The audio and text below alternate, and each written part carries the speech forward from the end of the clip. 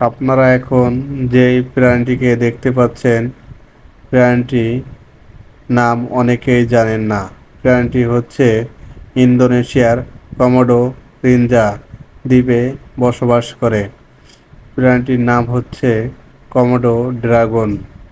কমোডো dragon এর শরীর আকৃতি যেমন দানব আকৃতির, তেমনি তার শক্তিও অনেক।